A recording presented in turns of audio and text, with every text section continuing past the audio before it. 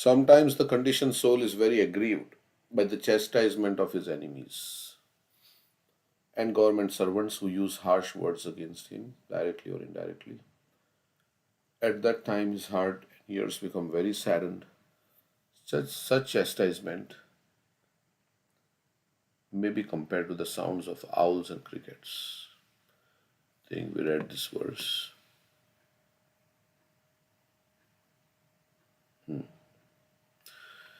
Due to his pious activities in previous lives, the conditioned souls attains material facilities in this life. But when they are finished, he takes shelter of wealth and riches, which cannot help him in this life or the next. Read that again. Due to his pious activities in previous lives, the conditioned soul attains material facilities in this life. But when they are finished, he takes shelter of wealth and riches, which cannot help him in this life or the next. Because of this, he approaches the living dead who possesses these things. Such people are compared to impure trees, creepers, and poisonous wells.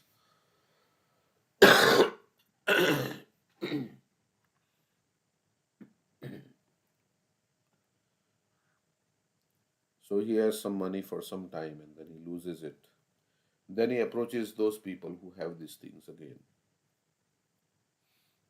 Okay, like that, something like that. And because money and wealth and riches cannot help the person in the next life, okay, the wealth and riches acquired through previous pious activities should not be misused for sense gratification.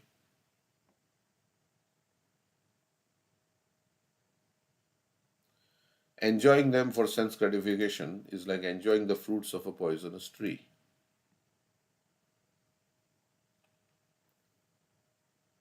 Such activities will not help the conditioned soul in any way, neither in this life nor the next. However, if one engages his possessions in the service of the Lord, under the guidance of a proper spiritual master, he will attain happiness both in this life and the next.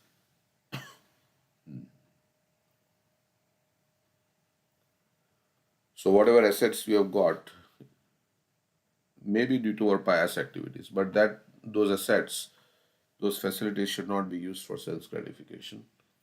It should be used for the service of the Lord, then he will become happy. Unless he does so, he eats a forbidden apple. Like that verse is there. What is that verse?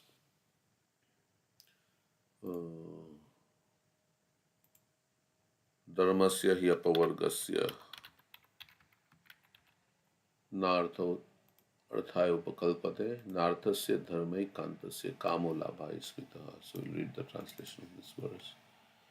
All occupational engagements are certainly meant for ultimate liberation. So whatever occupational engagement we have in the Varnashram, it's meant for freeing the soul. They should never be performed for material gain. So whatever we do, it should not be performed for material profit. It should be used for liberation. Furthermore, according to sages, one who is engaged in the ultimate occupational service should never use material gain to cultivate sense gratification. So ultimate occupational service is devotional service to the Lord. And if some gain comes because of that, he should not use that to cultivate sense gratification.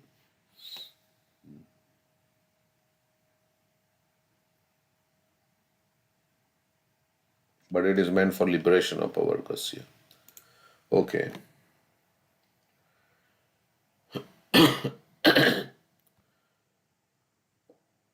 Enjoying them for sense gratification is like enjoying the fruits of a poisonous tree. Such activities will not help the conditioned soul. Okay. Unless he does so, he eats a forbidden apple and thereby loses his paradise. Like in Christianity, something. He loses paradise means the opportunity to go back home to the spiritual world. Lord Shri Krishna therefore advises that one's possession should be given to him.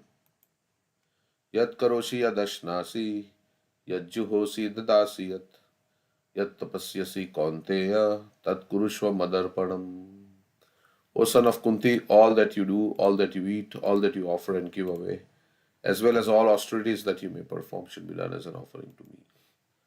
Material wealth and opulence attained through previous pious activities can be fully utilized for one's benefit in this life and the next if one is Krishna conscious. One should not try to possess more than he needs for the bare necessities. If one gets more than is needed, the surplus should be fully engaged in the Lord's service. That will make the conditioned soul, the world, and Krishna happy, and this is the aim of life.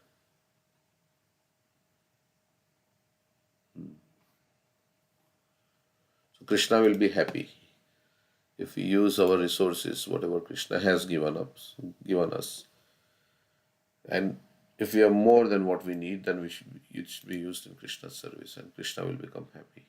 And this is the aim of life, to make Krishna happy. Okay, so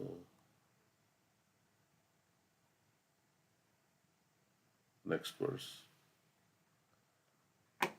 Any comments? Anything so far? Okay. Sometimes to mitigate distresses in the forest of the material world, the conditioned soul receives cheap blessings from atheists. He then loses all intelligence in their association.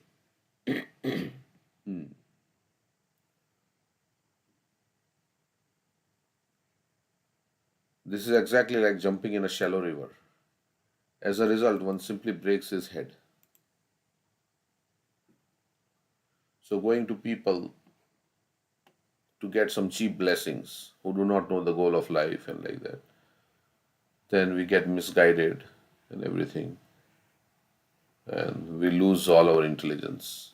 It's like jumping in a shallow river. As a result, one simply breaks his head. He is not able to mitigate his sufferings from the heat, and in both ways he suffers. The misguided conditioned soul also approaches so called sadhus and swamis who preach against the principle of the Vedas. He does not receive benefit from them either in the present or in the future. Cheaters are always there to manufacture their own way of spiritual realization. So they come up with some new philosophy, some new way, not following the standard process given by the acharyas. They come up with their own concocted way. And people think that they are very, advanced and like that. To get some material benefit, the conditioned soul approaches the pseudo sannyasis and yogis for cheap blessings. But it does not receive any benefit from them.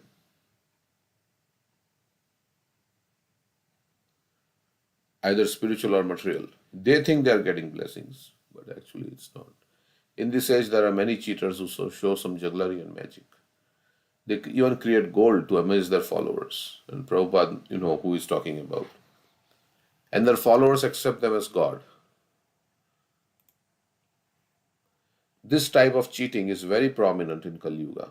Vishwanath Chakravarti Thakur describes the real Guru in this way. Sansara dava nalalidhaloka tranaya karunya gana gana tvam praptasya kalyana gunarnavasya vande guru shri charnarovindam. It's a different tune, not morning tune. One should approach a guru who can extinguish the blazing fire of this material world, the struggle for existence. Yeah, so repetition of birth and death. People want to be cheated and therefore they go to yogis and swamis who play tricks. But tricks do not mitigate the miseries of material life.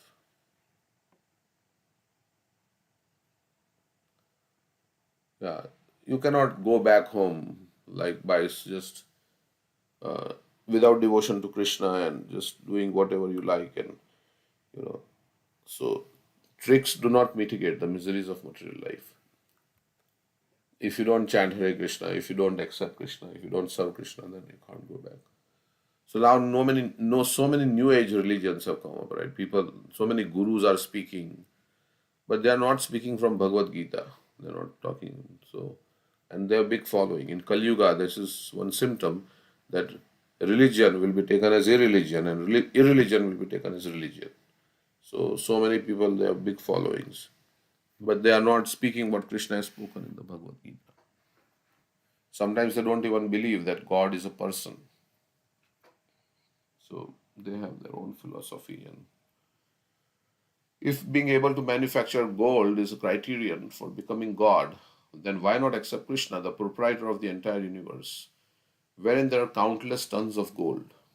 Krishna has produced so many gold mines from which all the gold of the world is coming. So if somebody can produce little gold and you accept that person as God, then Prabhupada is saying, why not accept Krishna? He has produced so many gold mines. As mentioned before, the color of gold is compared to the will-o-wisp or yellow stool. Therefore, one should not be allured by gold manufacturing gurus, but should sincerely approach a devotee like Jada Bharat, who's completely detached. Nishkinchananam na vrinita yavat, right? What is that? Naisham tis tavad urukramangrim sprishyati yad anarthapugamo yadarthaha sprishyati anarthapugamo yadarthaha mahiyasham pada rajo abhishekam nishkinchananam na vrinita yavat. If you really want to become Krishna conscious, you have to approach somebody who has no material desires.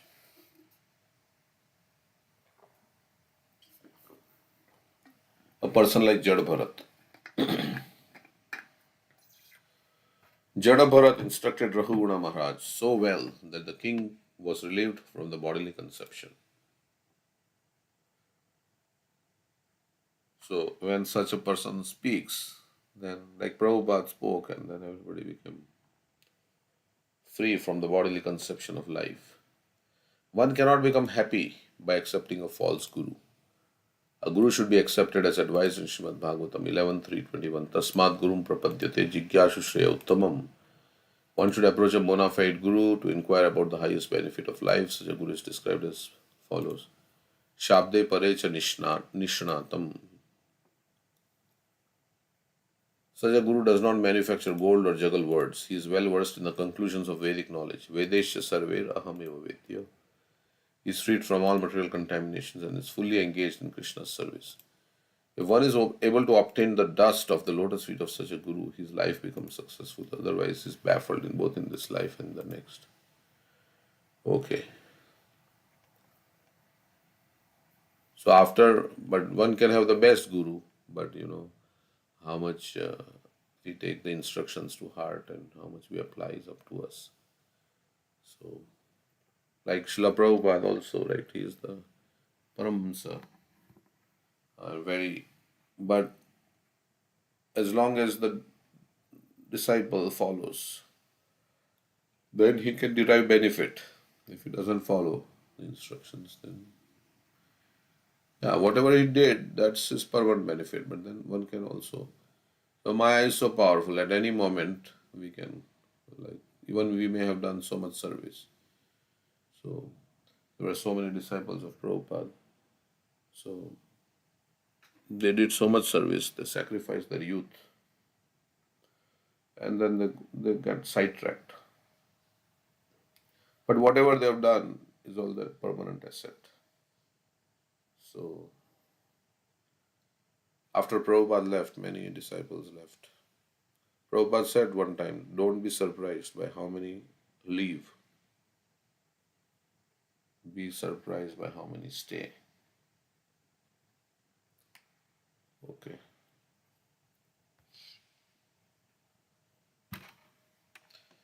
So, yeah, even if there are fall downs, one should stick to come back to Krishna consciousness.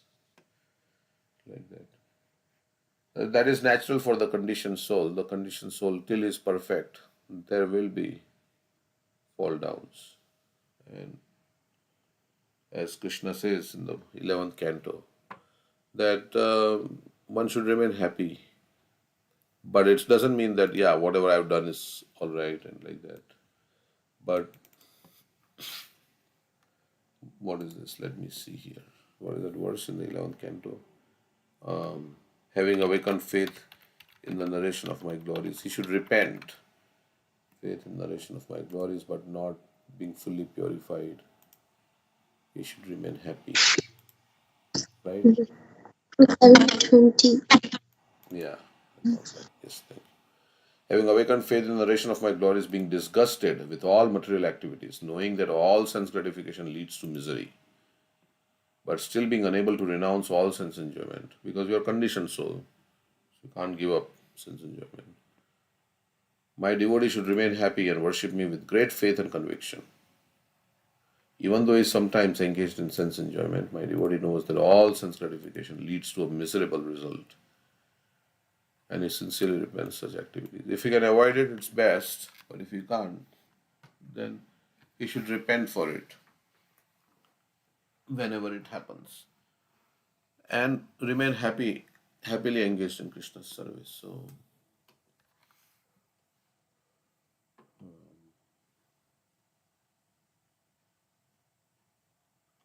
the Lord here encourages such a devotee not to be overly depressed or morose, but to remain enthusiastic and to go on with loving service. The word nirvana indicates the sincere devotee, although somewhat entangled in the remnants of sense gratification, is completely disgusted with material life and under no circumstances willingly commits sinful activities. In fact, he avoids every kind of materialistic activity. The word kaman basically refers to sex attraction and its byproducts in the form of children, home, and so forth. Within the material world, the sex impulse is so strong. Okay, all these things it's saying. Okay,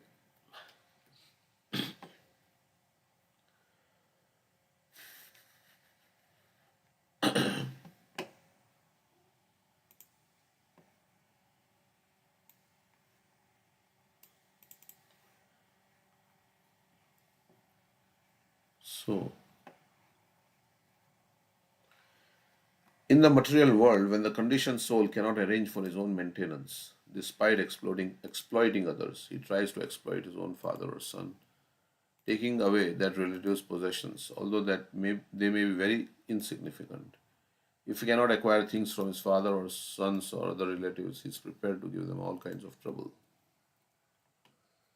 Once we actually saw a distressed man steal ornaments from his daughter just to maintain himself. As the English proverb goes, necessity knows no law. Yeah, or poverty brings out the worst. Poverty means you are in dire necessity. So if your belly is not full, then you will do so many things, right? To fill your belly. When you don't have job or unemployment comes, then crime rate increases, right? Because people they resort to crime. When a conditioned soul needs something, he forgets his relationship with his relatives and exploits his own father or son. We also receive information from Srimad Bhagavatam that in this age of Kali, the time is quickly approaching when a relative will kill another relative for a small farthing. This there'll be quarrel and for material profit they'll kill. Without Krishna consciousness, people will deteriorate further and further into hellish condition, wherein they will perform abominable acts. Okay. So before all these things happen, this material world is very troublesome place, and it is full of struggle. In this short span of life, we have to struggle so hard, and then at the end, we have to die. So, and we have to struggle with our senses and mind also, right? The mind and senses. Krishna is saying to advance on the spiritual path, you have to struggle with your mind and senses because the mind and senses can, deviate us from the path, and so there is a force. So you have to struggle with that, right? You have to keep it on the right track, and it's a project to control the mind. But for one who has conquered the mind, right, as that day we were hearing in the class, that to conquer, if one conquers the mind by engaging it in service of Krishna, it is more satisfying than thousands of sense gratificated desires being fulfilled. So there is a certain satisfaction that comes by controlling the mind. But mind can only be controlled if it is engaged. Savai mana Krishna padaravindo vachan shivajput. Mind has to be engaged in Krishna. That is the whole purpose of the yoga system, is to bring the mind to Krishna, so that the mind becomes controlled. And if the mind is controlled, and if you conquer the mind, then that's it. You conquered the whole world. They say conquer the mind, conquer the world. So, so it requires strong determination, practice, and detachment. Abhyasena tu kante vairagyena chakriyate. So practice is chanting Hare Krishna, Krishna Krishna, Hare Hare, Hare Ram, Ram Ram, Hare Hare. And detachment from things that are not favorable for devotional service. Both things are required. But to do that also requires determination, right? To detach it from things that are not favorable, to attach it to things it doesn't like to do. We are trying to attach the mind there.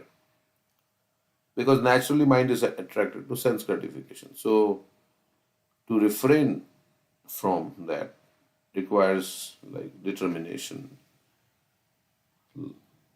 It requires some strength. And same thing to attach the mind to Krishna, because it's not attached. To bring it there, it also requires some determination and strength. So that comes by Krishna's mercy, Nityananda Prabhu's mercy. Okay, Guru's mercy, like that. So in this world, family life is exactly like a blazing fire in the forest.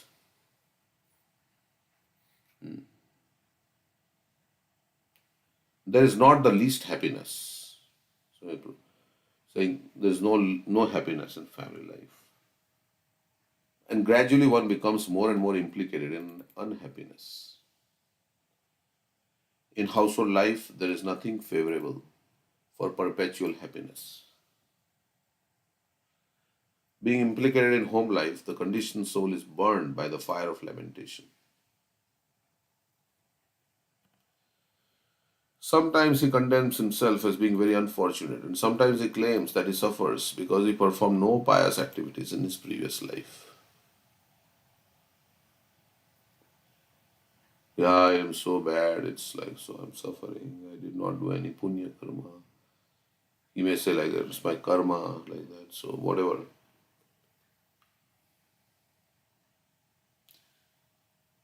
Okay. In the Guru Ashtaka, Srila Vishwanath Chakravarti Thakur has sung again, Sansara Davan Loka, Tranaya Karunya Ghanagan. A life in the material world is exactly like a blazing forest fire. No one goes to set fire to the forest, yet the fire takes place. Suddenly, things happen. We never expect, suddenly, some things happen, like the forest fire. Relationships become broken, and so many relationships. We never expected that this relationship would break, like those who are on the verge of getting divorced. When they were married, they never thought, oh, this relationship would turn out like this. Or, yeah, suddenly you lose somebody, suddenly you get some disease. You never expected that life would take a turn like this. Suddenly you get into an accident, then all the whole thing, world turns upside down. So these are very,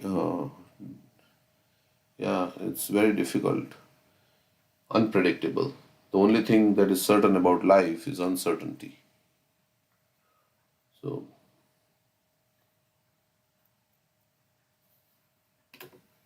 so that is how this. So Prabhupada would say it's all uncertain situation, and you are trying to enjoy in a very like Kamala Dala Jala Jivana Talamala kind of situation you are trying to establish.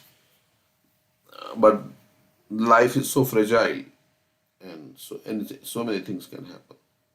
But we are trying to enjoy, looking for enjoyment in this unstable situation. It's like an earthquake is happening, and like you are saying, okay, let's watch a movie, right? This earthquake is happening, the whole theater is shaking. Same concept, like that man hanging from the thing.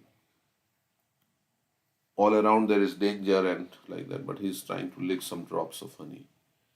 So like that. So that is our situation in the material world. We are trying to make it, and there's no control. We have no control over how things will go and what will. But our desire to enjoy is not diminishing. So we have to enjoy, right? I mean, we have to find fulfillment. So devotional service is where you can enjoy, irrespective of the material condition. So material happiness you can't get until so many conditions are right. Suddenly, if you get a disease, then what you will think about enjoyment? You will not think anything about enjoyment, material enjoyment. But you can still chant Hare Krishna for disease, and you can feel happiness if you are advanced devotee. You can feel happiness in chanting Hare Krishna, serving, hearing about Krishna. Shravanam Kirtanam you can do, and Shravanam Kirtanam is very nice about Krishna. This is the foundation of devotional service. So we have to somehow get taste for Shravanam Kirtanam.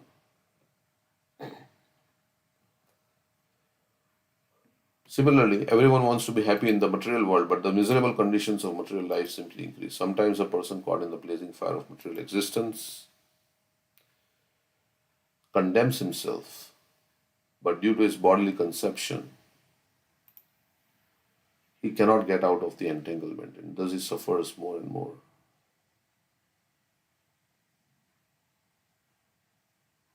Yeah, so we want to get out, but the thing is, our conditioned nature is pulling us down. So that's why to get out, only ways this holy name, hearing about Krishna more and more, more and more, more and more, so that one day we'll become out of this bodily conception. Okay. All the activities in the material world are based on the bodily conception of life. So only the activities in devotional service are based on spirit or soul, are they are the food for the soul. So those are the only activities really that we are supposed to do actually. Okay. In one sense, no activity is material if you connect it with Krishna. So, but there is direct activities, direct engagement in devotional service, like deity worship, right? Which means directly engaging in. So, holy name is also the deity of Krishna. So, directly chanting, directly hearing about Krishna. So, government men are always like carnivorous demons called Rakshasas, man eaters. Sometimes these government men turn against the conditioned soul and take away all his accumulated wealth. So many people lost job right under Trump. As soon as Trump came, so many people like lost jobs because he deemed these positions are not necessary, and we are going to cost. We are going to cut costs. Right? Priorities have changed. Some people were saying they got an email, so you're no longer. Thank you for your service. The priorities have changed. So so many people lost jobs. So and they may have their reasons, but yeah. So government men are always like carnivorous demons called Rakshasas, man-eaters. Sometimes this government man turn against the conditioned soul and takes away all his accumulated wealth. Being bereft of his life's reserved wealth, the conditioned soul loses all enthusiasm. Yeah, indeed, it is as though he all loses his life. Yeah, all money is lost, then it's like as if he has lost his life. Because everything is about money, right? People are working very hard. It's all about money. It's a struggle to so that my money, I should save enough money, it doesn't run out. At some age, I will not be able to work, so my money may run out in life. So there is anxiety. Then how will I sustain myself? So all these things are there. That's why there are so many schemes and all this. People find ways to invest. So and investments are not always like it can turn sour. You can go bad. Investments can like when in 2008, right, all the economy collapsed, and you never know what's going to happen. So the word Rajakula Rakshasa is very significant. Srimad Bhagavatam was compiled about 5,000 years ago, yet government men are referred to as Rakshasas or carnivorous demons. And some people are carnivorous, right? They're eating all kinds of, all the leaders are eating beef and all, they're carnivorous, means eating the flesh of others. Maybe not of human being, but yeah, animals. If government men are opposed to a person, that person will be bereft of all his riches. Yeah, which he has accumulated with great care over a long period of time. Actually, no one wants to pay income taxes. Even government men themselves try to avoid these taxes, but at unfavorable times, income taxes are exacted forcibly, and the taxpayers become very morose. One of the symptoms is that there will be heavy taxation, and people will feel heavy taxation in Kali Yuga, and they will go to forests and something like that. There is prediction in the Bhagavatam.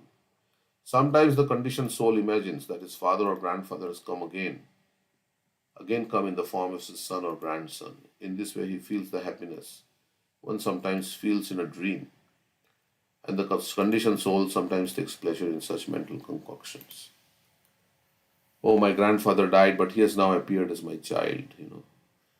So, and he feels, oh yeah, this is my purvaj have come again in the form of my.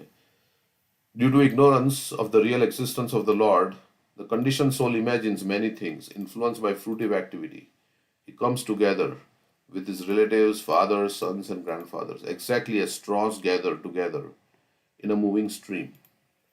In a moment, the straws are thrown everywhere and they lose contact. In conditional life, the living entity is temporarily with many other conditioned souls.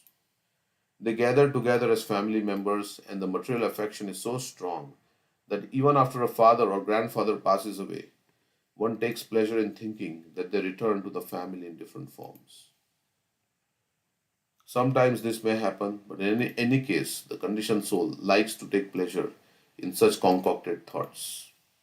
You cannot really verify who has gone where, but he imagines like that and he feels satisfied. Okay. In household life, one is ordered to execute many yagnas and fruitive activities, especially the Vivaha yagna, the marriage ceremony for sons and daughters, and the sacred thread ceremony. These are all the duties of a grihastha, and they are very extensive and troublesome to execute. Yeah, to get your children married, and you know, you have to arrange for money and all these things, and find a suitable person. So this is also Vivaha yagna, which one is as a duty of a grihastha to get their sons and daughters married. They are compared to a big hill over which one must cross when one is attached to material activities. A person desiring to cross over these ritualistic ceremonies feels pain, like the piercing of thorns and pebbles endured by one attempting to climb a hill.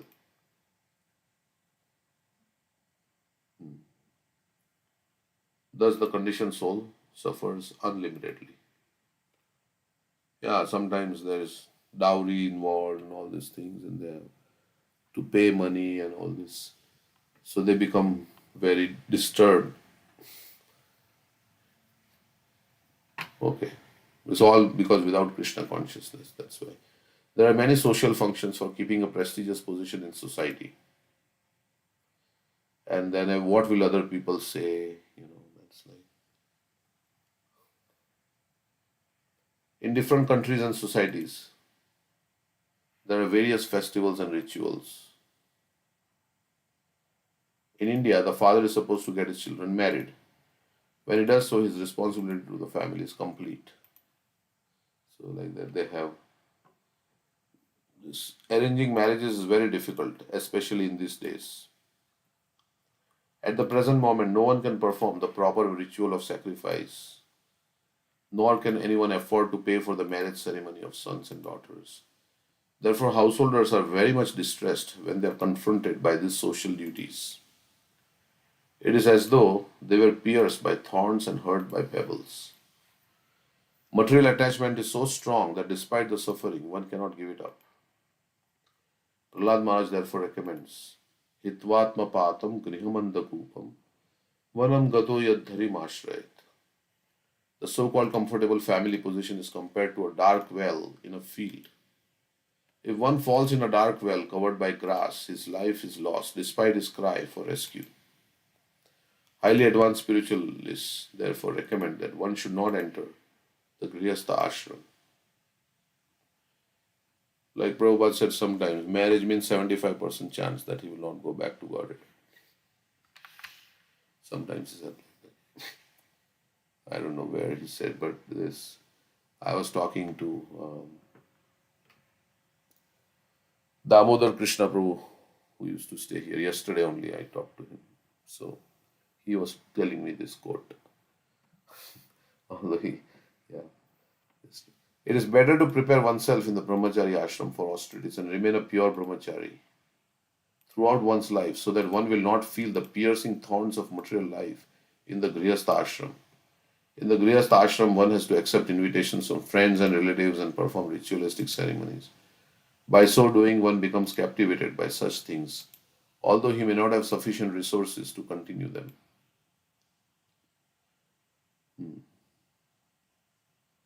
To maintain the grihastha lifestyle, one has to work very hard to acquire money. Thus, one is implicated in material life and he suffers the thorn pricks.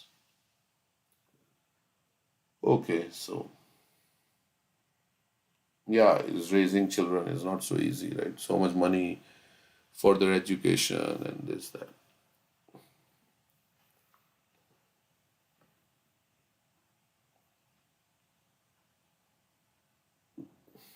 Then, if you don't have children, then you kill the children in the womb, or yeah,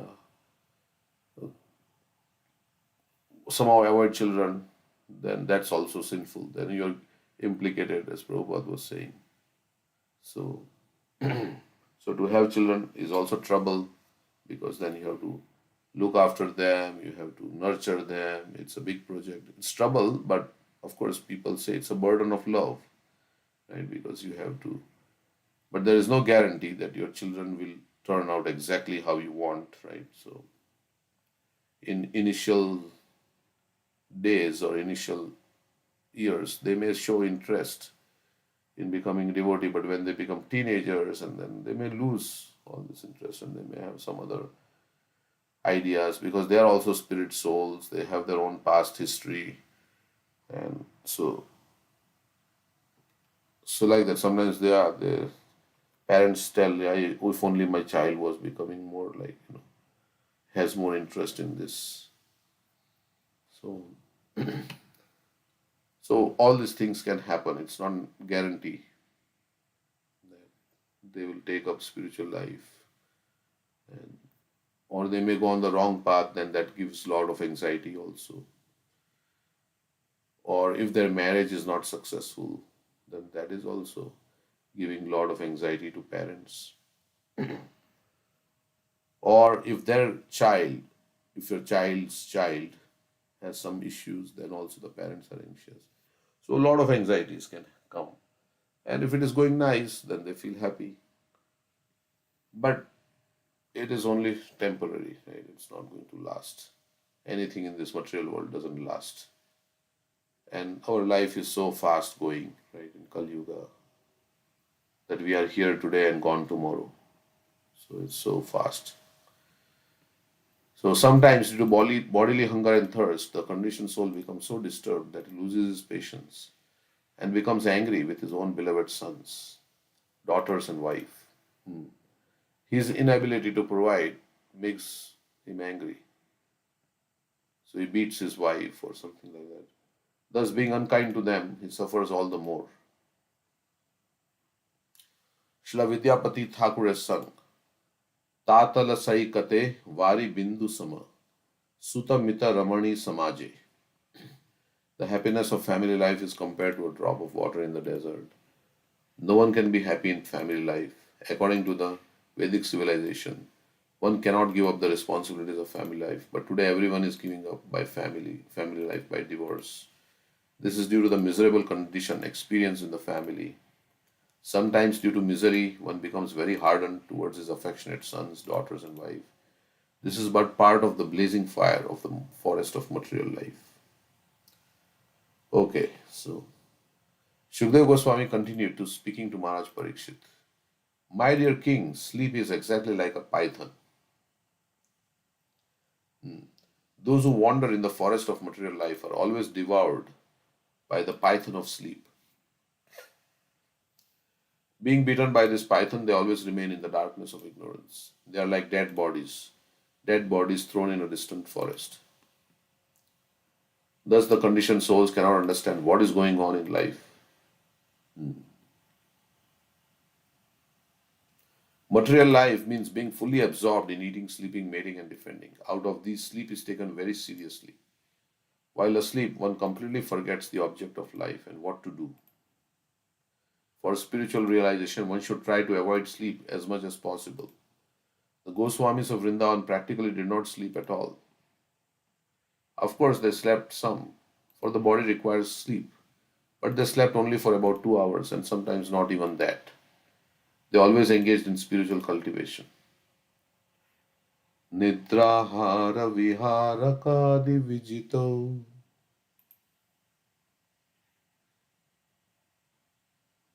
chatyanta dino chayo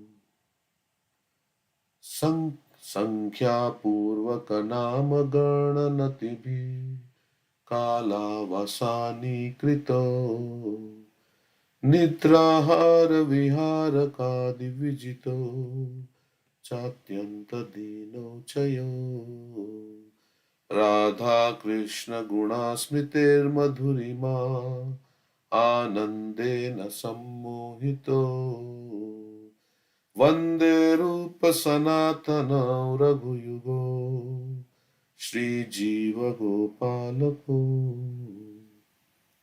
So that conquered Vijito, Vijay, over Nidra, Ahar, and Vihar. Vihar is recreation, the so called material enjoyment, right? So they had conquered all this. And they were not sleeping hardly, as Prabhupada says, 2 hours. Sometimes not even that. Because they were so much, like many times, people see movies whole night, right? Because they are like so, or some sports or some they're watching cricket match, something going on.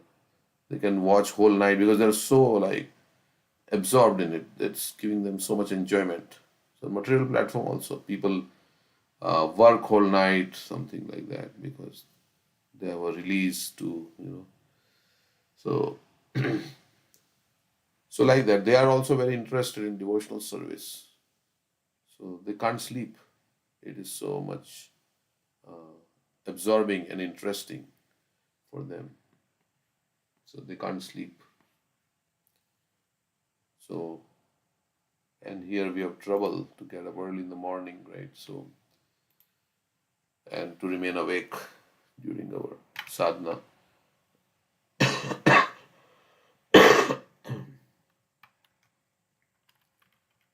So, Prabhupada, yeah, he said, those who don't rise early in the morning, they're not serious about their spiritual life because that is the time to make spiritual advancement. So he says in Nectar of Instruction, right? He says, in Krishna consciousness movement, we require everyone to rise early in the morning by 4 a.m. So,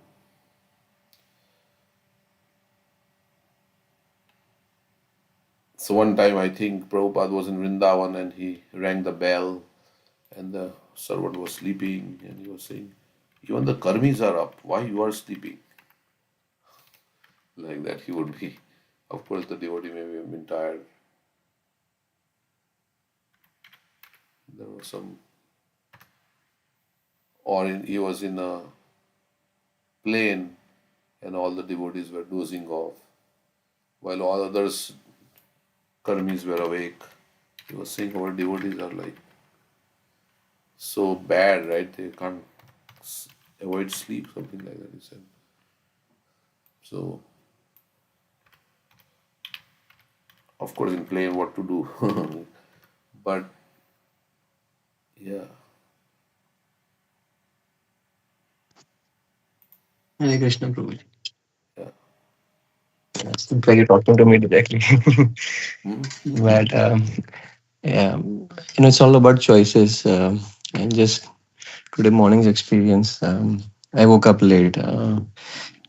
Just was not able to catch up with sleep. It seems like, but yesterday I had a choice. I tried to finish everything by 10 o'clock, and I thought that I'll do some settings on my phone because I had to get a new phone. My old phone was not working, and for that I had to connect to my computer. And then at night it's not advisable to connect to any electronics, and you do tend to spend more time than you really want to. So I before doing that, like I just finished my last prayers for the day, and then it was 10 o'clock, and I was having this thought, with from within, saying that if you go to sleep right now, you'll be on time for your chanting at 5 o'clock, and you'll get good sleep from 10 to 5 o'clock. So and and if you're gonna open up your phone or something, then you're gonna mess up. So it's all about choices. I think I made the wrong choice in terms of working on my phone and computer at late at till 11:30. So it got me late to the class and waking up and everything. So there are always choices that you can make. It's a matter of make the right choice, and listen to your guru, what you have heard. So you don't deviate from the track of devotional service. That's what I wanted to add, Prabhuji. Hare Krishna. Yeah, we say every moment is a choice, and the choice, we know what is the right choice to make, but then still we make the wrong choice, right? Knowledge is there that this is something inside may tell you, okay, this is what you should do. So, but then still you make the wrong choice. So that is the implementation part. There is theory and there is implementation part. So practical application of the knowledge is the implementation part. And sometimes we don't remember only, right? So we don't remember also. So Mhm. first is to remember the instruction, then second is to apply the instruction. Yeah, another reflection is having that how serious are you? If Yeah. if you had a flight to catch in the morning, like at 4 a.m., you would have done the needful for that for going on a vacation. But then, the priority that you're giving to your devotional service is lower than I told than this what to you need. somebody sometimes. He says, every day you don't have, if you have to catch a flight every day, then it's Mm. difficult. But Mhm. sometimes if you have to catch a flight, he was saying like that. He said, sometimes Well, you there are can. always excuses. But here in Krishna consciousness, you say every day you have to rise early in the morning. That's, if you have to catch your flight every day in the morning, then it's not, we cannot do that. Sometimes we can do this. He was saying like that to me.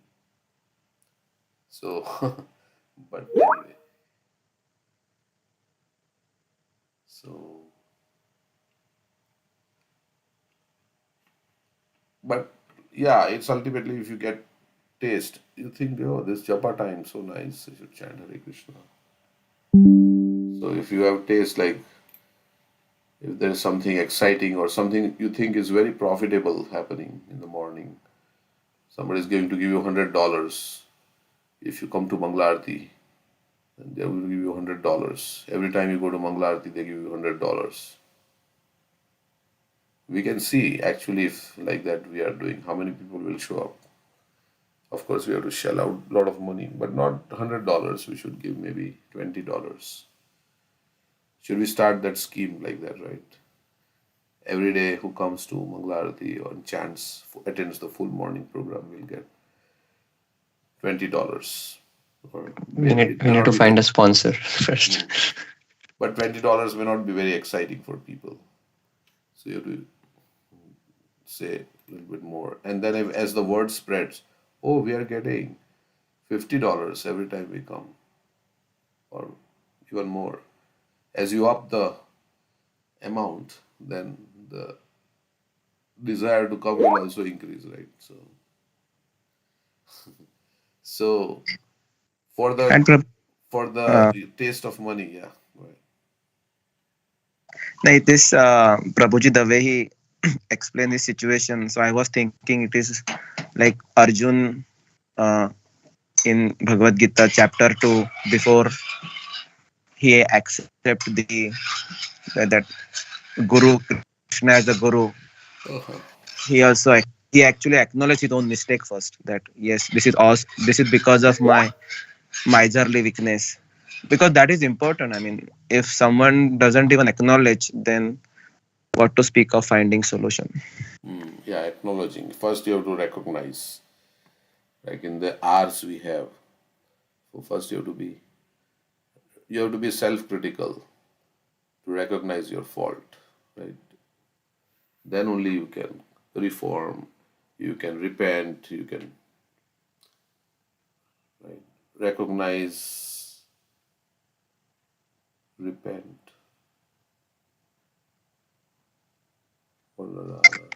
reform, Realize, realize, repent, rectify, rectify, reform, and remember. reform, and remember. So like that, first you have to know, okay, yeah, I'm doing wrong. The thing is, we don't want to feel bad about ourselves, right? That is the whole thing. So the more you feel bad about yourself, the more you want to change. So like birth, death, old age, disease is happening, and we are feeling, yeah, it's okay, all right, that's the path. The more you feel like, oh no, no, this is not the life. This is not. If you're in poverty, or if you don't have a job, and the more you feel bad about not having a job, the more eagerly you will look for a job. But if don't have a job and you're not worried about, I'm just giving an analogy. It's not like then you will think, yeah, it's okay. If your room is dirty and you feel, yeah, it's not so bad, nothing is. The more you think that something needs to change in my life, that desire to change, that will impel you to do. And how strong is that desire? So that is the thing. So I'm in the cycle of birth and death, old age. Yeah, this is how it is. It's like that. Let it go on. The more I think my chanting is not good, I'm not actually focusing on the holy name. My mind is distracted. I'm doing this. Every aspect of life, even in material things, right? So the more you feel that it's bad, you want to change. Like they say, you can, if your neighbor is making some noise, you can complain, you can tolerate, or you can change your apartment, right? Ultimately, if you can't do anything about it, you change something. Like if there's a problem, of course, tolerating is not the solution here. Tolerating means I am not, I'm doing some bad thing, or I'm not up to the mark, and I'm saying it's okay, tolerate. You want to change. So that is actually from that change, desire to change comes. Yeah. Bilwa Mangal Thakur had the desire to change.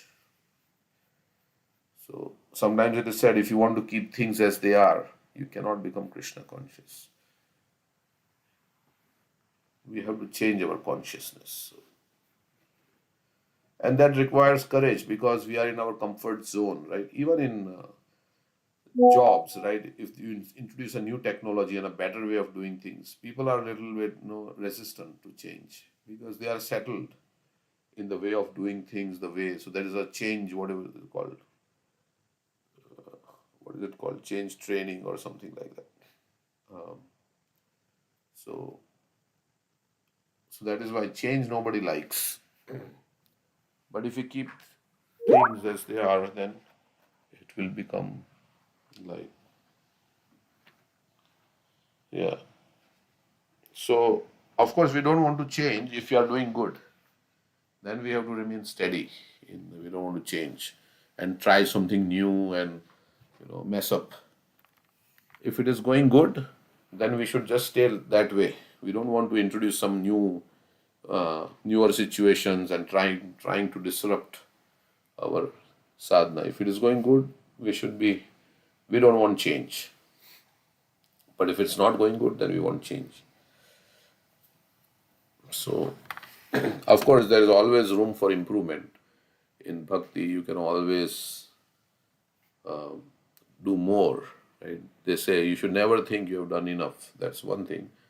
And whatever you're doing, you can always fine tune your consciousness to do it in much better way. So it's all about inner consciousness.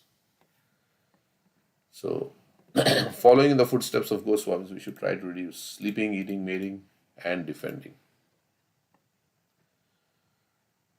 Yeah. In the forest of material world, the conditioned soul is sometimes bitten by envious enemies, which are compared to serpents and other creatures.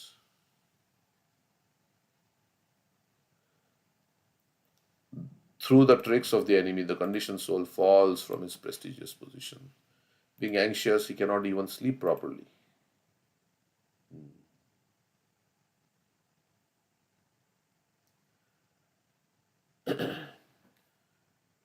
So sometimes the anxiety is so much he can't sleep. He thus becomes more and more unhappy. And he gradually loses his intelligence and consciousness. In that state, he becomes almost perpetually like a blind man who has fallen into a dark well of ignorance. So this, so many verses are describing the conditions of the material conditioned life. Okay, so knowing due to anxiety he cannot sleep. And okay, the conditioned soul is sometimes attracted to the little happiness derived from sense gratification. Thus he has illicit sex or steals another's property. At such a time he may be arrested by the government or chastised by the woman's husband or protector. Thus, simply for a little material satisfaction, he falls into hellish condition and is put into jail for rape, kidnapping, theft, and so forth. Material life is such that due to indulgence in illicit sex, gambling, intoxication, meat eating, the conditioned soul is always in a dangerous condition. Meat eating and intoxication excite the senses more and more, and the conditioned soul falls victim to women. In order to keep women, money is required, and to acquire money, one begs, borrows, or steals. We may say, no, I have a job, I don't need to do this. Indeed, he commits abominable acts that cause him to suffer both in this life and the next. Consequently, illicit sex must be stopped by those who are spiritually inclined or who are on the path of spiritual realization. Many devotees fall down due to illicit sex. They may steal money and even fall down from the highly honored, renounced order. Then, for a livelihood, they may accept menial services and become beggars.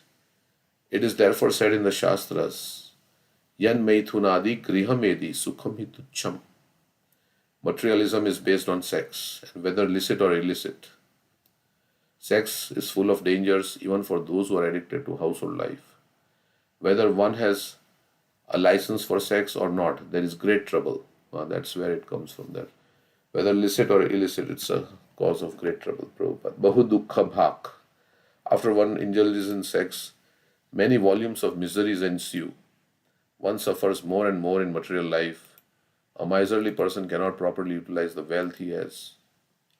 And similarly, a materialistic person misuses the human form. Instead of using it for spiritual emancipation, he uses the body for sense gratification. Therefore, he is called a miser, kripana, because He's got a wealth which is meant, like we are saying, he's using iPhone as a door stopper, right? So like that, it can give you much more benefit, this body, but he's using it for sense gratification, and because of that, he gets another body again. So he suffers one life after another. Okay, that verse is there, Rishabh Dev. So, Prabhuji, in married life, the sex should be limited only for begetting kids, right? I mean, any other act is more considered as illicit, right? Yes, Prabhupada says that. Yes, so because it binds you to the bodily conception of life, and then you're preventing the soul from entering the womb.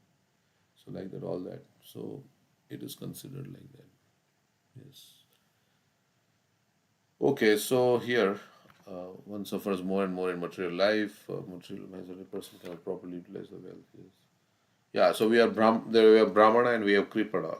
So this human form of life can give you eternal happiness, but we are just after temporary happiness, and the human life can give you liberation actually, but we are after temporary happiness, so we come back again into this material world. So, Prabhuji, in a four regulative principle, Prabhupada only included illicit only. I mean, in this verse, as you read, illicit or even legit, it is not good, right? But Srila Prabhupada only, I think, only included No, he the talked don't about do it. meat eating and intoxication also. When you eat meat and all these things, then your senses becomes more and more Prabhuji, like. my point of view, he didn't say like illicit as well as legitimate sex is not good.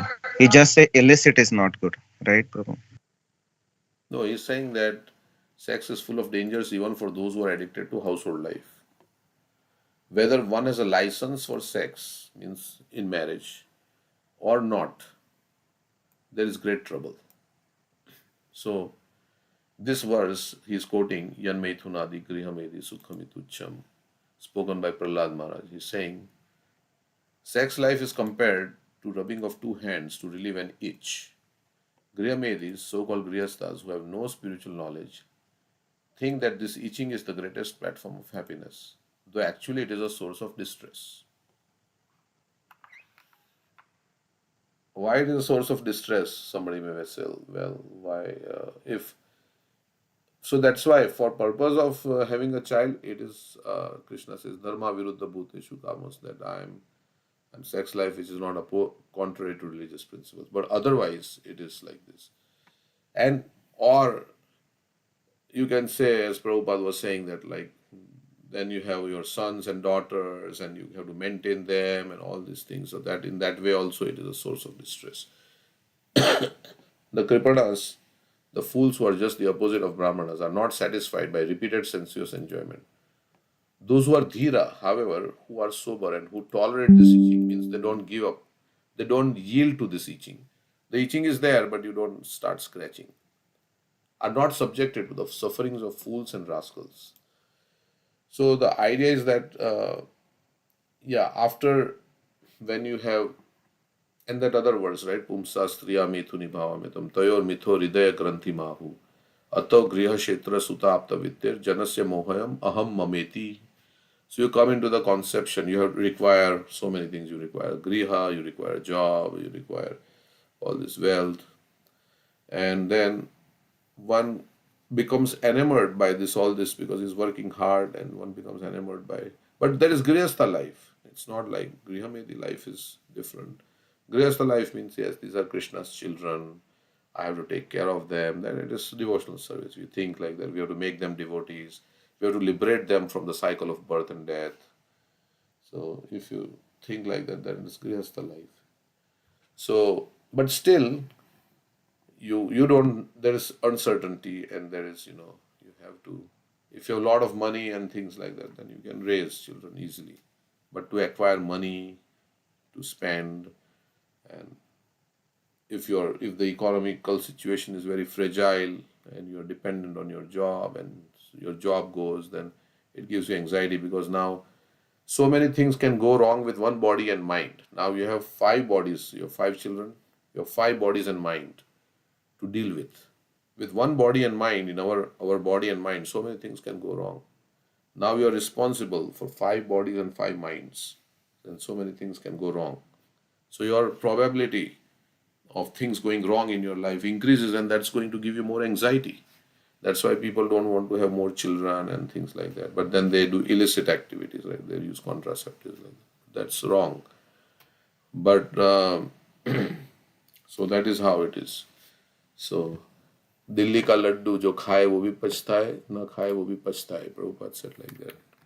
Those who are not married, they are thinking they should get married, and those who are married, they are thinking, oh, I should not have married. Something like that. Prabhupada's analogy of Dilli ka laddu. So,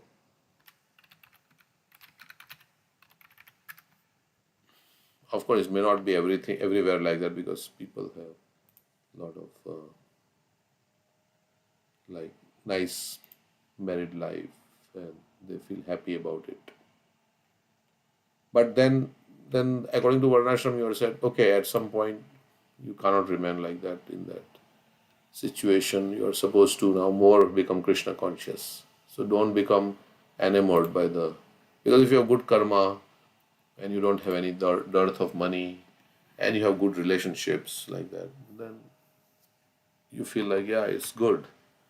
But then you become attached on the bodily platform to your wife or husband, and then you come back in next life as a different gender, like as Prabhupada says, like that. So of course, attachment should be on the platform of spirit soul. So here Prabhupada says, unfortunately, the human form of life is a great asset, for in life one can fulfill the goal of existence. Unfortunately, however, because of lack of education culture, people are victimized by the false happiness of sex life. Prahlad Maharaj therefore advised one not to be misled by the civilization of sense gratification, especially not by sex life. Rather, one should be sober, avoid sense gratification, and be Krishna conscious. The lusty person who is compared to a foolish miser never gets happiness by sense gratification. Of course, there is happiness. That is why people are after it, right? This is considered the highest happiness in the materialist think. Prabhupada writes that sexual indulgence is the greatest happiness in this material world. And therefore, they make elaborate plans to satisfy their senses, especially the genitals. This is generally found everywhere, specifically in the Western world, where there are regular arrangements to satisfy sex life in different ways. And people invent drugs like to continue this, even in old age, so like that. And then Prabhupada puts Yamunacharya here. Okay, so but it's not so easy. So it's like saying is one thing, but actually you have to really be experiencing higher taste in Krishna consciousness. Then you can, otherwise it is not possible. So anyway, so here it says, I think we read this. So that's why, because we have the urge, there is the Grihastha ashram where you satisfy your urge in a regulated way and have children, and then after you're done, then hopefully the sex desire becomes less, and then you're ready to renounce. But sometimes Prabhupada would also say that it's not a solution, this, because indulging can also increase. So he talks about Mr. Lust in one letter. So Mr. Lust. Following is regarding your enemy, Mr. Lust. I have noted the difficulties, but we should always remember that Krishna is stronger than any demon, and Mr. Lust or his father or grandfather, nobody can do anything provided we take shelter of Krishna very tightly. So then he talks about how marriage ties should be. And so if you take shelter of Krishna, then Mr. Lust or his grandfather or his father cannot do anything. So that is the way Prabhupada says. But it's, yeah, so to experience taste, you have to be consistent in your devotional service. You have to chant every day nicely, as Rupa Goswami says. Anudinam, you have to have very good sadhana. You have to have nice Shravanam, Kirtanam, all these things. And you have to be in association of devotees who have higher taste. Then all these things will, and you have to hear from them. Then all these things will happen. Okay. So next verse, what's 845? Learned scholars and transcendentalists therefore condemn the materialistic path of fruitive activity because it is the original source and breeding ground of material miseries both in this life and the next. Okay, I think we can hear something.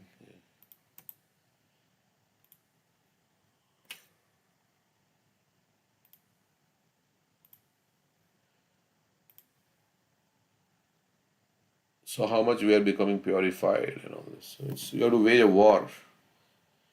It's not like going to, you have to wage a war and you have to fight with Krishna on your side. Like Arjuna fought, right? We have to be like Arjuna, a warrior, spiritual warrior, as Bhakti Tirtha Maharaj says, and chant Hare Krishna and fight. So then everything with Krishna with on our side, then everything will be. So we have a strong desire, like I was saying, that fierce determination should be there. If you go into fight and you don't have determination, then you'll be conquered by the enemy. So you have to have fierce determination. It means I want to purify my consciousness. You have to be very, very determined. I want to purify my consciousness before death comes. I want to do it. And I'll take shelter of Krishna to do that. But the desire has to be very strong. So then it is possible. Of course, I'm saying all this to myself, right? So,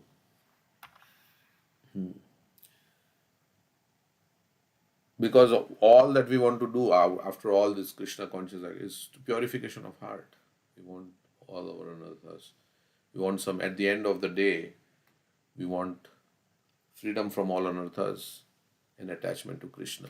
They go hand in hand because as you become free from anarthas, then your attachment increases to Krishna. Because as we clean the heart, then the pure soul has attraction to Krishna. We are not attracted because we are covered by the anarthas. So we just have to remove the anarthas, the rust of lust, right? As soon as we remove the anarthas, we come to our pure state, and in pure state, every jiva has natural attraction to Krishna. But because of the anarthas, it is clouded, and it is blocking the sun. The cloud of Maya is blocking the sun of Krishna. So we have to just remove the cloud by chanting Hare Krishna. It dissipates the Niharamiva Bhaskara, the fog is dissipated by when the sun of Krishna rises in the heart. Like the holy name, they say, even in the Namabha stage, then it starts clearing up the heart, and all the bandits, the highway robbers and the thieves who are plundering our consciousness, they start leaving. Because it's compared to like the sun coming up, but it has not come up yet fully, but it's dawn. Dawn means the light it's light everywhere. And so the thieves know now we are going to get caught. So they start winding up their business and they start packing up and just going away. So that's the Namabha stage where one starts becoming free from the offenses which are caused by anarthas and like that.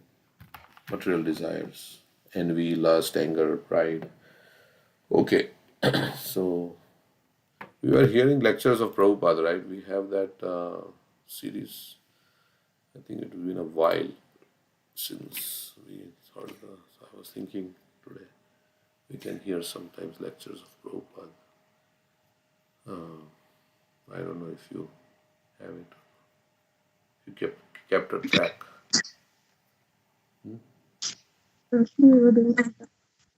Achamin? Yeah, we were reading this.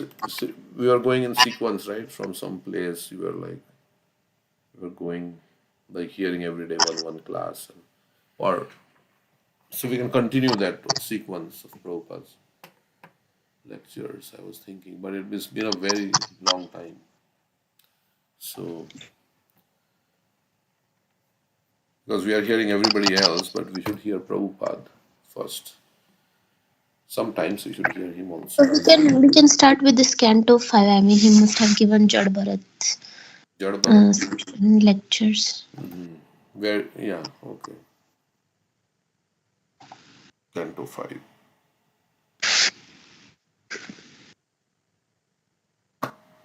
Okay.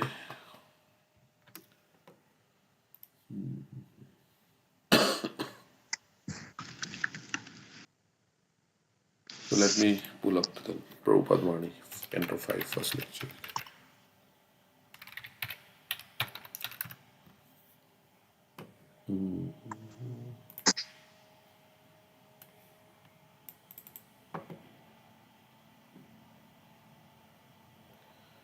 Bhagavad Gita lectures, Srimad Bhagavatam lectures, filtered by Canto 5.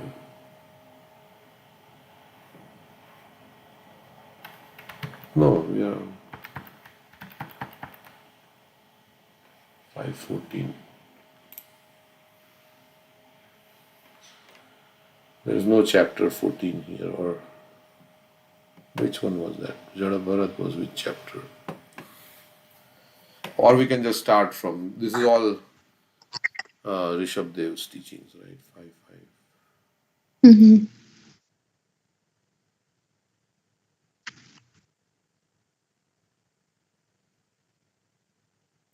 Okay. So we can hear which lecture, we can start from the beginning only. 5, 5.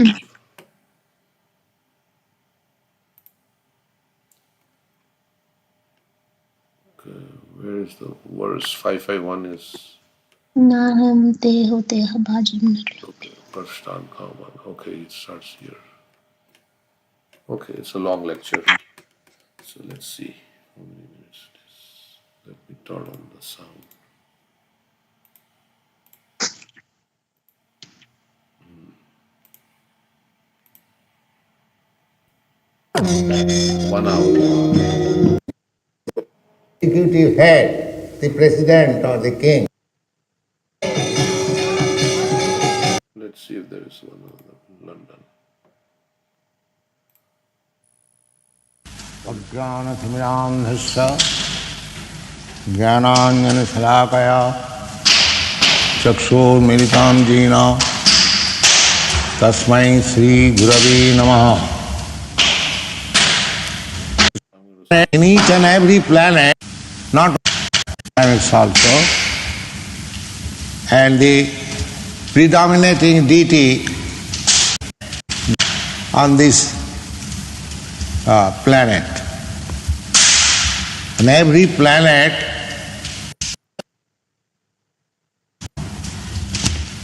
Vasudev,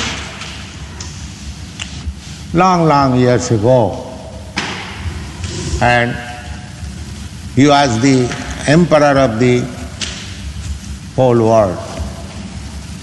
Formerly, there was only one king on this planet. On every planet, there is a predominating personality. Not only this planet, all other planets also, and the predominating deity, or you may call the king or emperor. In the moon planet is called Chandra. Similarly, the predominating deity or the emperor in the sun planet at the present moment is called Vivasha. So, the predominating deity or the emperor in each and every important planet They are mentioned in the Srimad Bhagavatam. That means the author of the Srimad Bhagavatam has complete knowledge not only of this universe but also beyond the universe. Beyond the universe there is spiritual sky, there are also different planets, but in those planets the predominating deity is the Supreme Personality of Godhead Himself. And in this material world, in each and every planet, the predominating deity or the person is a very pious human being or living being, generally human being. In other higher planetary system, they are also like human being. Their features are exactly like us. 2 hands, 2 legs, 1 head, like that. But they are very pious. They are God conscious. In every planet, the living entities are human beings. They are of different grades. Just like in this planet also, in some portion of this world, there are savages, uncivilized persons, and in some portion of the world there are civilized persons, intelligent persons, God-conscious persons. As there are different grades of persons in this planet, similarly there are different grades of beings, living beings or human beings in different other planets. The higher and lower grades are calculated in terms of Krishna consciousness. Consciousness is there everywhere, every living entity, not only human being but also animals. The consciousness is there. But the difference is, consciousness without Krishna is lower grade, and consciousness of Krishna in different degrees, they are higher grade. And when the consciousness is completely Krishna, that is the highest position, or that is the real position of living entity. So, this human form of life, Maharaj Bharat is instructing to his sons. He had 100 sons. So all of them assembled together, and the king, before retirement, was instructing. Let him come.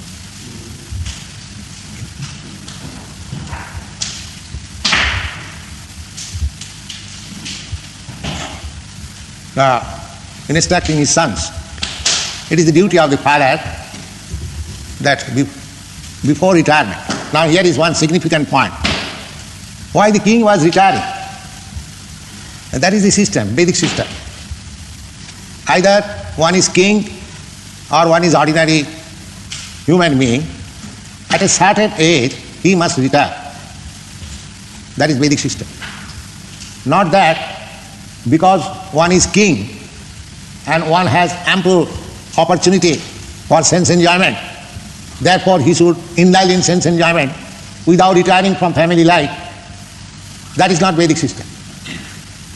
The Vedic system is, the aim is how to elevate oneself to the perfection of Krishna consciousness. That is Vedic system.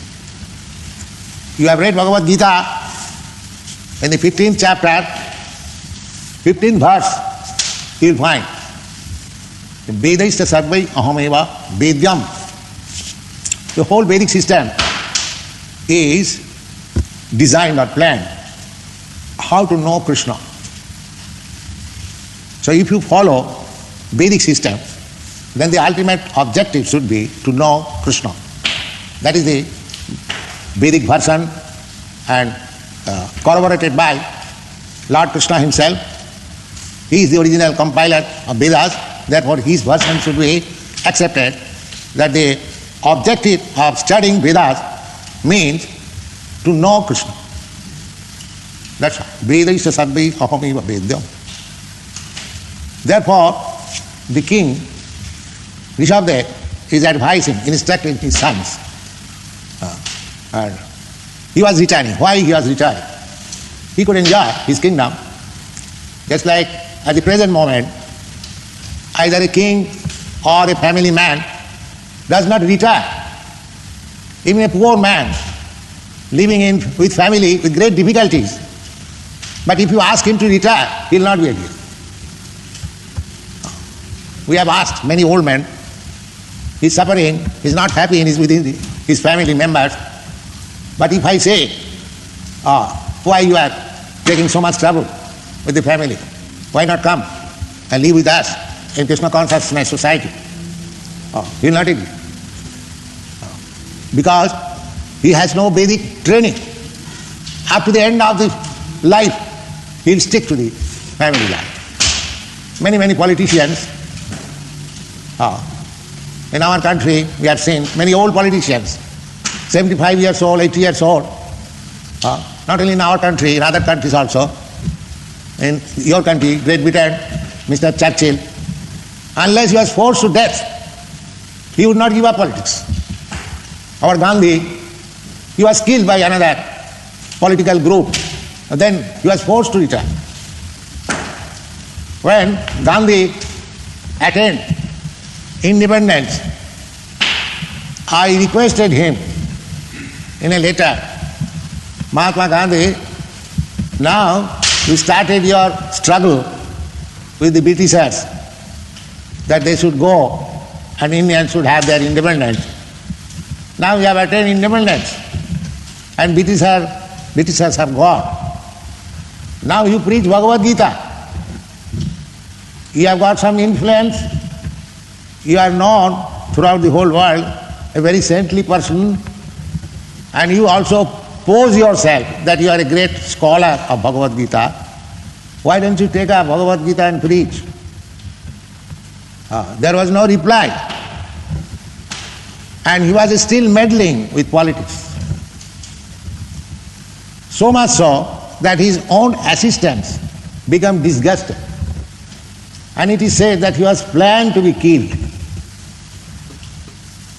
Just see how much intoxication of this materialistic way of life. He was considered a Mahatma, a great personality, and he got his Swaraj. The Britishers left India, still he would not give up politics.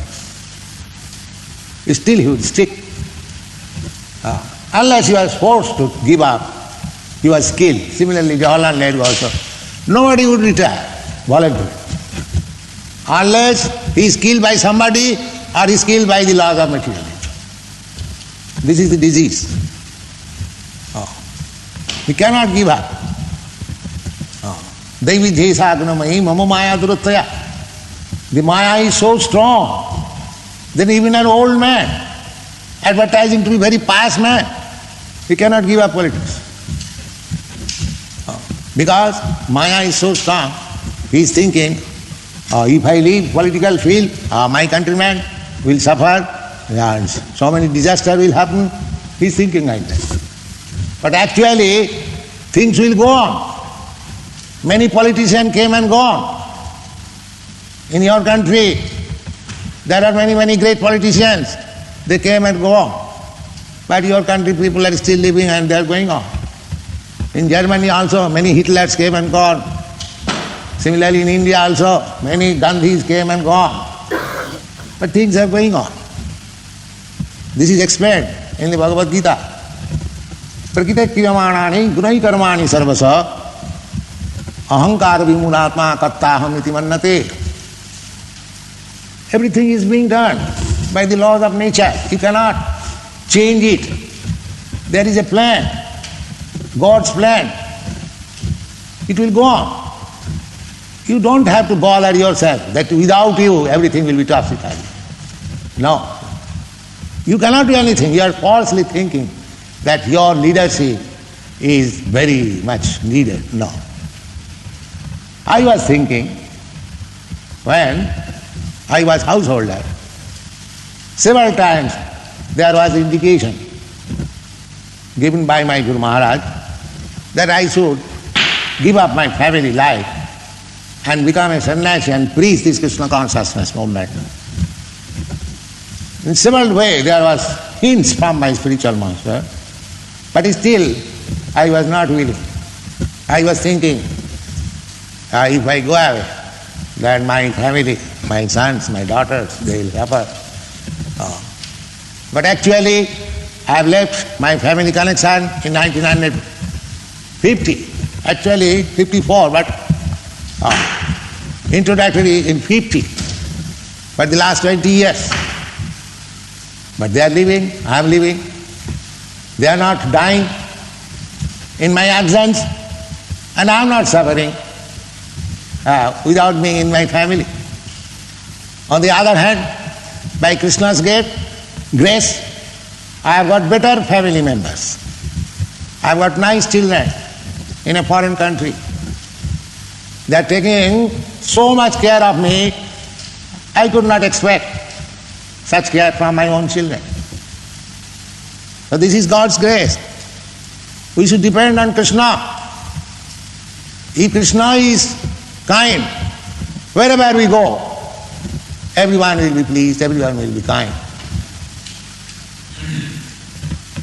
And if Krishna is unpleased, even in your family life, it will not comfortable.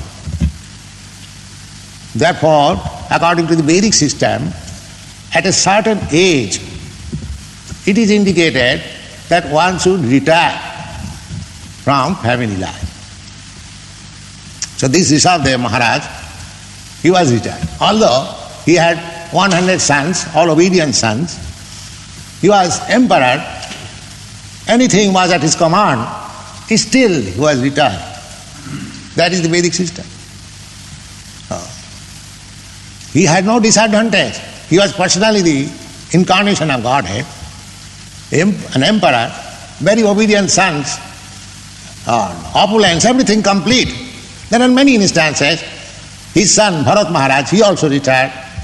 You have seen Parikshit Maharaj, after his retirement, this Bhagavad was recited before him. His grandfather, Maharaj Yudhishthira, they voluntarily retired. So that is the system. There, in the early age, either you become a son of a king or you are son of an ordinary man. You must go to the ashram of spiritual master and live there as servant. That is called brahmachari.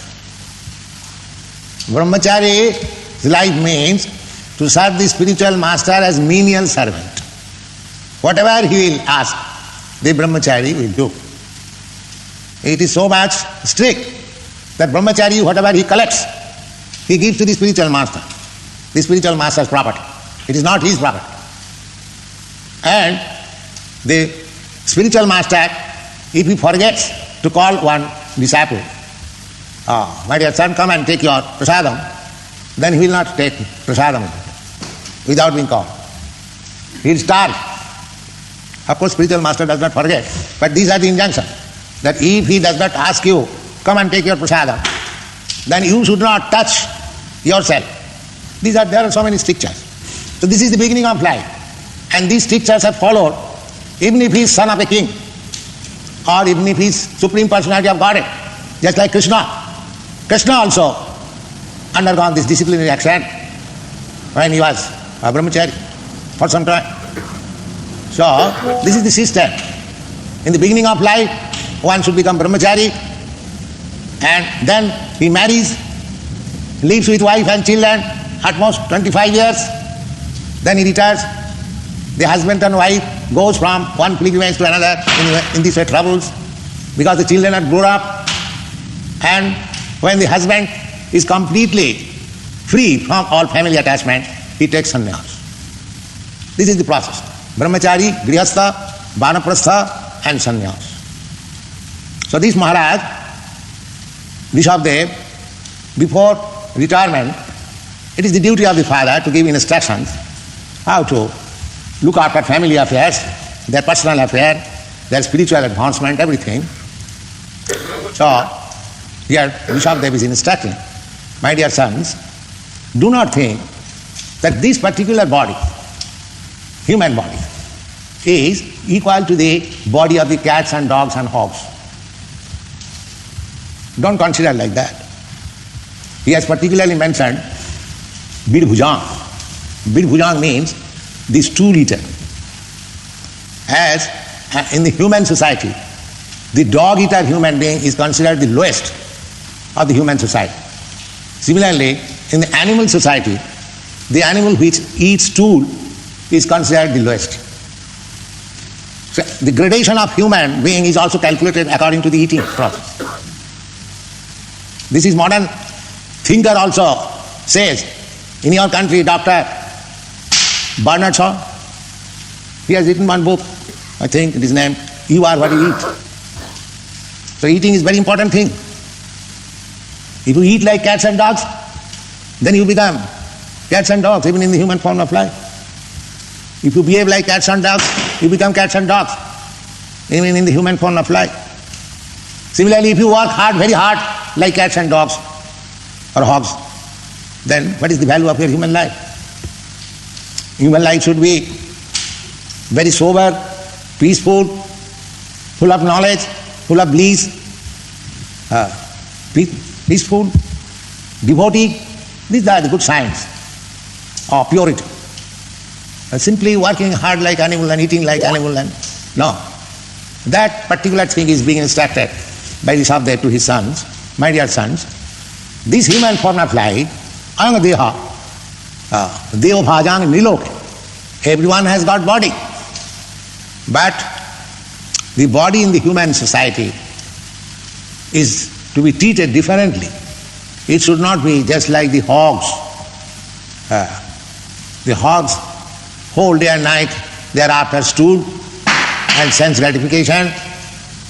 Similarly, if human being is whole and night after eating and sense gratification, then he is missing the opportunity. That is the instruction. Human life should be regulated. You should eat this kind of food stuff, you should have sex life in this way, you should sleep in this way, you should act in this way, you should think. They're all regulated principles. You cannot do unrestricted things. In the human society, there are books of regulation, not for the animal society. The law book is meant for the human society, not for the animal society. So the human society becomes free without observing any social convenience or social custom or abiding by the laws. No, that is not human body. That is exactly like animal body. So, Rishabdev says, my dear boys, you should not spoil this body, human form of body, like the hogs. He has specifically mentioned the name of the hogs, Birbhuja. Then what it is meant for? He said, Tapo, Divyam. This human form of life is meant for austerity, penance. You should voluntarily accept some regulative principles, even they are not very much liking to you. Just like our students, they are from the very beginning of their life they are accustomed to certain habits, but we are restricting. We say you cannot do this, and they are accepting, following. This is called tapasya, tapo. Tapasya. Tapasya means I am habituated to smoking, suppose. And the spiritual master says, you cannot smoke. So if he gives up smoking, he feels some inconvenience, some uncomfortable position. But because a spiritual master has ordered, he gives it up. This is called tapasya. Even that is inconvenience. He abides by the order of the spiritual master, regulative principle. That is called tapasya. He feels some inconvenience, but what can be done? He has accepted one spiritual master, The spiritual master means voluntarily accepting a great personality whose rules and regulations he must abide by. This is accepting of spiritual master. Voluntarily accepting somebody, yes sir, whatever you will say, I will accept. Shisha. Shisha means who abides by the rules. That is called shisha. Or English, discipline. From discipline, disciple. Disciplic succession. From the discipline. So either you take English or Sanskrit, the same meaning. Shisha means who accepts the ruling of his spiritual master, and disciple means also the same thing, who becomes disciplined by the spiritual master. So tapasya means even at the inconvenience of my personal comfort, I must abide by the orders of my spiritual master. This is called tapasya. And with spiritual master, he does not manufacture any rules and regulation. He refers to the Shastra. Therefore Narottam Das Thakur says, Sadhu Shastra Guru Vakya Tinete Koriya Oikya. If you want to know who is a spiritual master, if you know who is a saintly person, then you should keep in the middle the Shastra, the scriptures. And you will corroborate the saintly person, the spiritual master and the Shastra. Corroborate, if they are abiding one another. Yes. If spiritual master says something which is not in the Shastra or scripture, that is not good. Of course, sometimes we cannot understand, but that is the principle. Similarly, a saintly person also, a Mahatma also cannot disregard the regulative principles of Shastra. In the Bhagavad Gita it is said, Jasastram vidhimutsijya, a person who gives up obedience to the rulings of the scriptures, Jasastram vartate kamakar, and he acts in his own way, by his whims. Na siddhin savarmati, he cannot attain perfection. These are the versions of Bhagavad Gita. Na siddhin savar, na sukham, and at the same time he cannot be happy. Na parangatin, I have to speak of liberation. So therefore, this tapasya means voluntarily accepting the rulings of scriptures, spiritual master, saintly person, and mold your life in that. So he is instructing his sons, my dear sons, don't spoil your life living like cats and dogs and hogs. Utilize your life by tapasya, by voluntarily accepting the rulings of Shastra, spiritual master, saintly person. The question may be, why this injunction? Why I shall not live like an animal? And why I have to live under the regulative principles of scriptures and saintly person and spiritual master? The answer is also there. Tapodivyam putraka, my dear son, this form of life should be utilized for tapasya. Why? Jena sattang shuddhet. If you accept these principles of life, then your existential condition will be purified. At the present moment, you are contaminated by the material nature, modes, mostly ignorance and passion. So, he is advising that if you abide by the rulings of tapasya, then your existential condition will be purified. Jena sattang shuddhet. Then the question may be, what is the use of purifying? The answer is also there. Jena sattang shuddhet jasman brahma sokham anandam. And when your existential condition will be purified, then you will be situated on the transcendental platform of blissful life.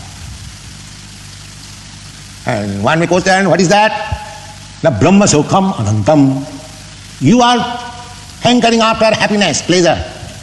So when your existential condition will be purified and will be placed in the transcendental platform, at that time you will enjoy eternal happiness. You are after happiness. Why you are struggling so much hard in this material existence? For happiness. Why you are after sense gratification? For happiness. Why you want to possess? For happiness. Why you want to become beautiful? For happiness. Why you want to eat so many things? For happiness. You go on. The happiness is your ultimate goal. But the happiness which you are now deriving from the sources you have manufactured, that is temporary. If you want to become happy by intoxication, how long? That is temporary. Anyway, if you want to be happy by sex indulgence, how long? That is also for a few minutes, you'll settle. But if you want eternal, continued happiness, then you have to purify your existence and condition. You have to place yourself in the transcendental position and you'll feel that happiness. Therefore, in another place, there is a version by the yogi, by the Srimad Bhagavatam, Ramante yoginanante.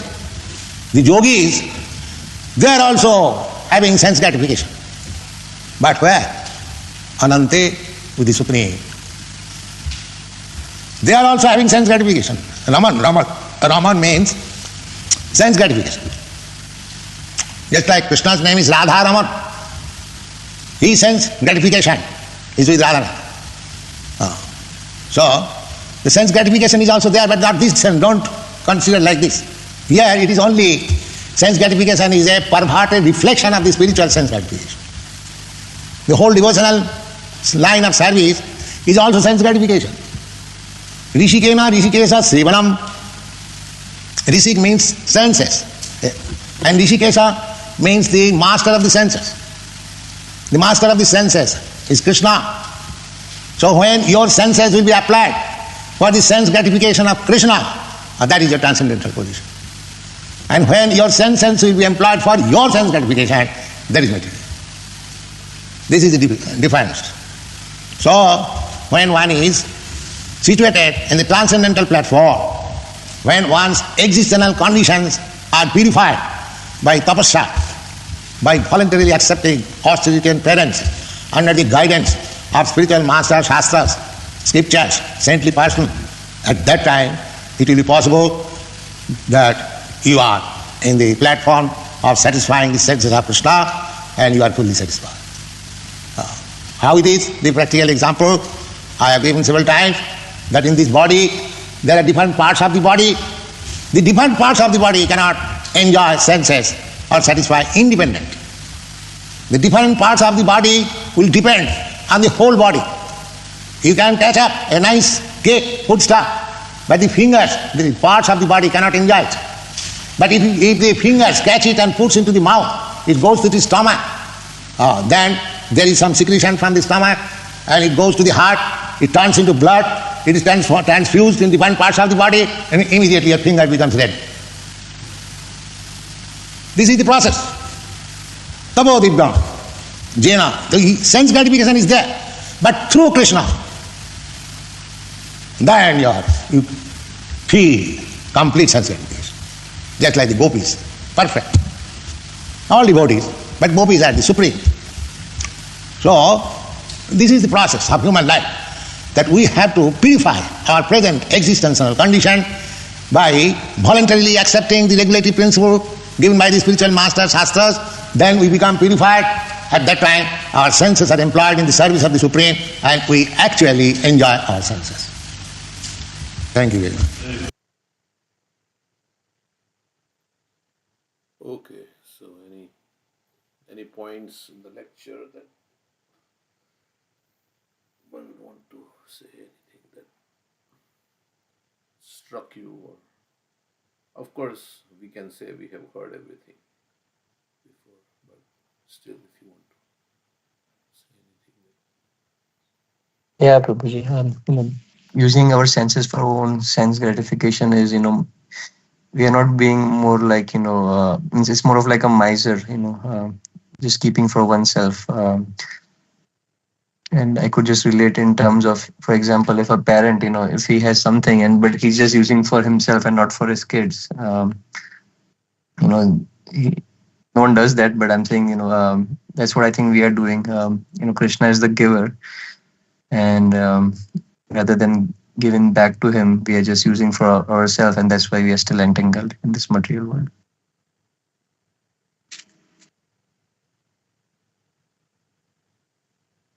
Any other thing?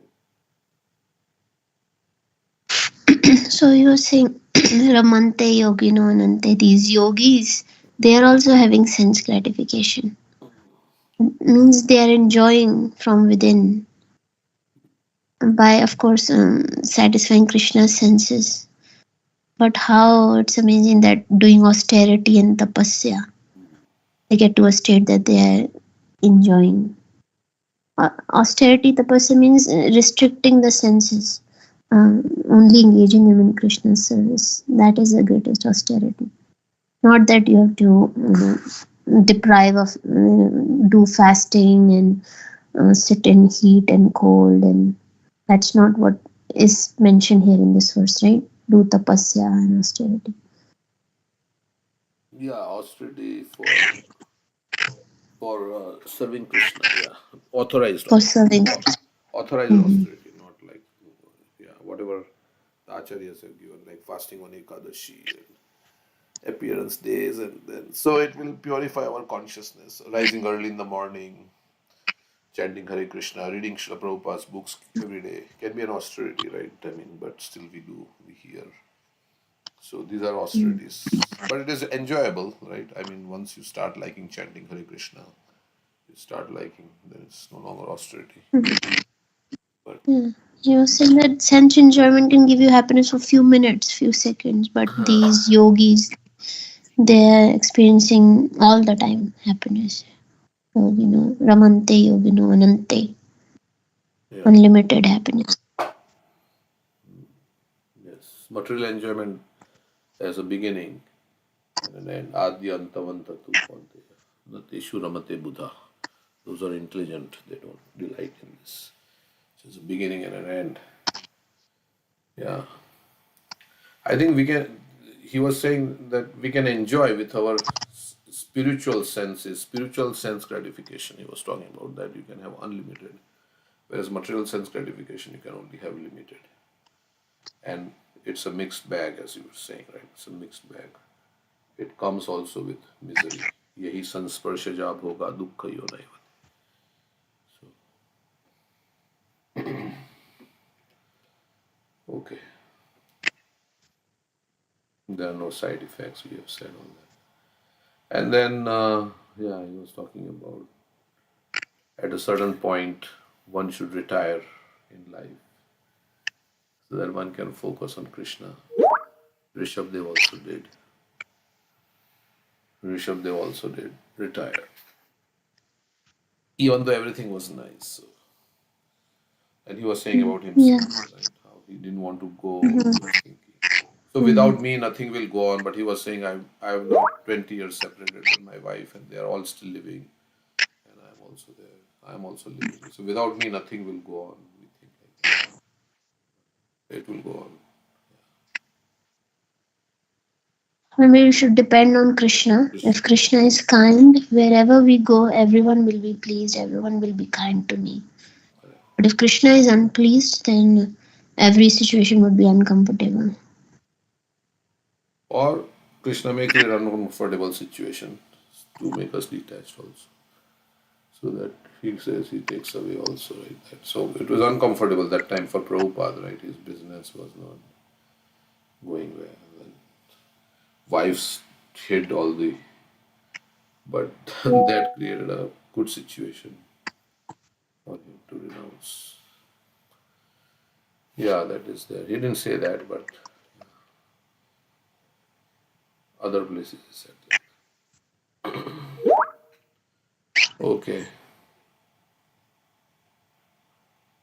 What is Anand versus Sukh or endless so-called discussions? Yeah. Ananda and Sukh, what is the difference? Sheetal Prabhu is asking. Anybody want to volunteer? Ananda versus Sukh. I think Ananda is bliss or joy. Sukh is happiness, as we say in English. But anyhow, so